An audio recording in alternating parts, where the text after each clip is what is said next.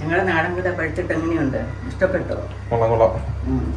ഈ പഴം തിന്ന് നോക്കുമ്പം അതിന്റെ രുചി അറിയാവേ. ഞാനിപ്പോനാന്നത് ഈ ഞാണിപ്പം കളിയാണ്. ഒന്നാമത്തെ ഞാണിപ്പം കളിയാ. പൊട്ടി കീറി കണ്ടില്ലേ കളഞ്ഞിട്ട്. അതേ പിന്നെ കണ്ടാൽ ആരും ഒന്ന് പറിച്ച് തിന്നും. തിന്നു കഴിഞ്ഞിട്ട് അത് തുപ്പി കളയരുത്. അതങ്ങനത്തെ പഴവാ. തിന്നാ പിന്നെ വിശക്കത്തില്ല. അങ്ങനത്തെ ഒരു പഴവാ. എന്ന രീതി ഞാന് പിന്നെ കൊണ്ട് വെച്ച് കഴിഞ്ഞപ്പോൾ പിന്നെ എല്ലാവർക്കും എന്നാന്ന് ചോദിച്ചപ്പോൾ ഞാൻ പറഞ്ഞു, ഇത് നമ്മുടെ നാടൻ പഴമൊന്നുമല്ല. നിങ്ങൾക്ക് അത് തിന്നും കണ്ട് അതിന്റെ പരിചയം മനസ്സിലാക്കി കഴിയുമ്പോൾ ഓർക്കൊയ്യോ അമ്മ പറഞ്ഞത് ഇതിങ്ങനെയാണോ എന്ന്.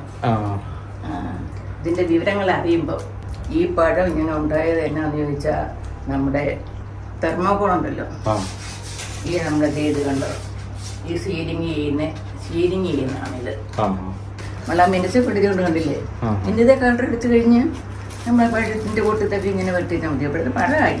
പിന്നെ പഴം പിന്നെ ഇങ്ങനെ കാളാമട്ടം ഉണ്ടാക്കണം, അതിലിങ്ങനെ കുത്തണം, അത്രയേ ഉള്ളൂ കാര്യങ്ങൾ. പക്ഷെ പറഞ്ഞപ്പം തീർന്നു. ഇച്ചിരി പണിയുണ്ട്.